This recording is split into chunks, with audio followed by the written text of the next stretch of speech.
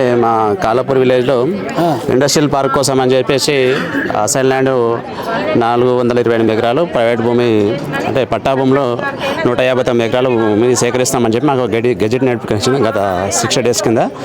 అయితే మా విలేజ్ వాళ్ళకి తెలిసింది ఏంటంటే మా భూమి మేము ఎప్పటి నుంచో మా తాతలు సంపాదించిన భూమిని సడన్గా లాక్కోవడం ఏందనే ఒక భయాందోళనకు గురై అయితే మేము దీనికి ఏం చేయాలి అని ఒక ఆలోచన చేసి సర్పంచ్ గారి ఆధ్వర్యంలో అందరం కలిసి ఆర్డీఓ గారు కానీ ఎంఆర్ఓ కానీ కలెక్టర్ కానీ అందరికీ వినతి పత్రాలు ఇచ్చాము. అంటే మాకు ఈ ల్యాండ్ ఇవ్వము, ఇండస్ట్రియల్ పార్క్ మాకు వద్దే అనే ఆలోచనతో మేము అందరం కలిసి వాళ్ళ దగ్గరికి వెళ్ళి చేసిన మా అభ్యంతరాలు వాళ్ళకి ఇచ్చేసినాం. అయినా మాకు అక్కడ నుంచి ఎలాంటి స్పందన లేదు. అది తీసుకున్నామని ఫస్ట్ మేము వెళ్ళినప్పుడు దీని మీద మీకు చెప్తాంలే అని చెప్పారు. మాకు కొన్ని రోజులు వెయిట్ చేసినాము. మాకు అయినా కూడా ఏ స్పందన లేకపోవడం ఏం చేసినామంటే దీనికి ముందుకు ఎట్లా తీసుకెళ్లాలని చెప్పేసి మా సర్పంచ్ ఆధ్వర్యంలో ఇక్కడ రిలే దీక్షలు స్టార్ట్ చేసినాం. రిలే దీక్షలు స్టార్ట్ చేసినాక వివిధ పార్టీల అంటే ప్రతి పక్షాల నాయకులు కూడా మా తరపున విశారద మహారాజన్ గారు కానీ, తర్వాత మా ఎంపీ కొండ విశ్వేశ్వరరెడ్డి గారు కానీ, తర్వాత మా లోకల్ మాజీ ఎమ్మెల్యే మహేష్ రెడ్డి గారు కానీ, సబితా మేడం గారు వచ్చి మాకు మద్దతు తెలిపి మీ భూములను మీతో పాటు ఉండి మేము మీకు సహకరిస్తాం, అంటే మీ మద్దతుకు మేము తెలుపుతామని చెప్పేసి మా భూములను పోకుండా ఆపుతామని చెప్పేసి వాళ్ళు మాకు మద్దతు తెలిపి మా దగ్గరికి వచ్చారు. మేము స్వయంగా వాళ్ళకు మా అంటే మేము చేసే దీక్ష అనేది వాళ్ళకి కనబడదు. మా బాధ ఏందో వాళ్ళకు స్వయం కనబడి మా దగ్గరికి వచ్చి మమ్మల్ని ఒక వెండంటి ఉంటామని చెప్పేసి మాకు భరోసా కల్పినాకంటే మా దగ్గర ల్యాండ్స్ తీసుకోవద్దని మా ఆలోచన. ఎందుకంటే మేము ఆల్రెడీ మేము ఎంతో కష్టపడి సంపాదించిన మా దగ్గర మేమంతా వ్యవసాయం చేసే బతికే వాళ్ళం. అంతా చిన్న సన్నకారు రైతుల భూములు అంతా మన సామాజిక వర్గంగా మా తమ్ముడు చెప్పినట్టు ఇట్లాగా అంతా ఎస్సీ ఎస్టీ బీసీల వాళ్ళే. మాకున్నది చిన్న చిన్న కమతాలు ఎంత 1, 2, 3 ఎకరాల కంటే ఎక్కువ ఉండవు. అవి దాంట్లో కూడా మేము బంగారం పండిస్తాం.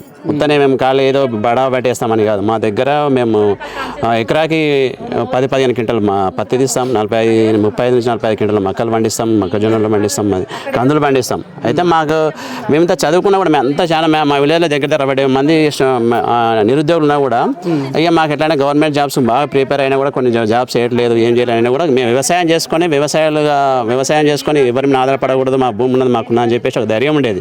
ఆ ధైర్యం వేసిన గత 60 రోజుల నుంచి మాకు అదే ధైర్యంలో కోల్పోయి అసలు ఏం చేయాలని తోచలేని పరిస్థితిలో కూడా ఉన్నాం మన విలేజ్లో.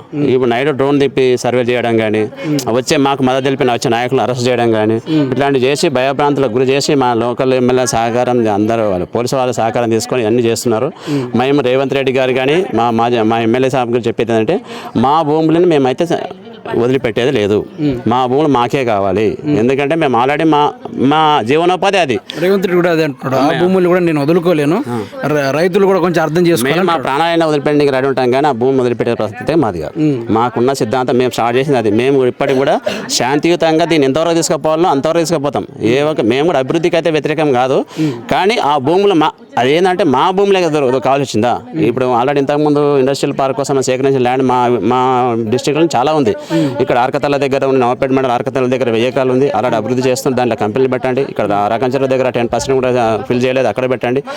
ఇక్కడ నంచెల దగ్గర ఉంది, 100 ఎకరాల దగ్గర ఉంది, సేజ్ ఏర్పాటు చేస్తున్నది. అక్కడ ఒక కంపెనీ కూడా ఇదివరకు ఏర్పాటు చేసిన ఒకటి రైస్ మిల్ కనబడింది నాకు, అంతే తప్పిస్తే మిగతా ఏమీ లేదు. కంపెనీలో రైస్ మిల్ పెట్టారు వాళ్ళకి, ఇండస్ట్రియల్ అని చెప్పేసి రైస్ మిల్కి ఇచ్చారు. వాళ్ళు ఏమి ఇచ్చారు వాళ్ళు అంటే మేము ఆల్రెడీ ఒక ఆర్టీఆర్ తెలుసుకునేది అంటే ఆల్రెడీ వాళ్ళు ల్యాండ్ వాళ్ళు వెళ్ళక ఇచ్చేసిండు. అంటే బడా నేతలకు అమ్ముకొని వెళ్ళిపోయారు వాళ్ళంతా.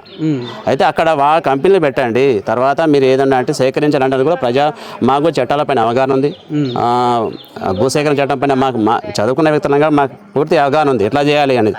80% మా దగ్గరకు వచ్చి మమ్మల్ని అడగాలి, మా ఆమోదం పొందిన తర్వాతనే నువ్వు ఏమైనా ముందుకెళ్ళాలి. నువ్వేదో దొంగ నోటిఫికేషన్ ఇచ్చేసి మమ్మల్ని బెదిరించి భయభ్రాంతులకు గురి చేసి మా దగ్గర లాక్కోవడం అంటే మా ప్రాణాలు పోయినా సరే మేము వదిలిపెట్టాం, కానీ భూములు అసలు ఇచ్చేది లేదు. ఓకే.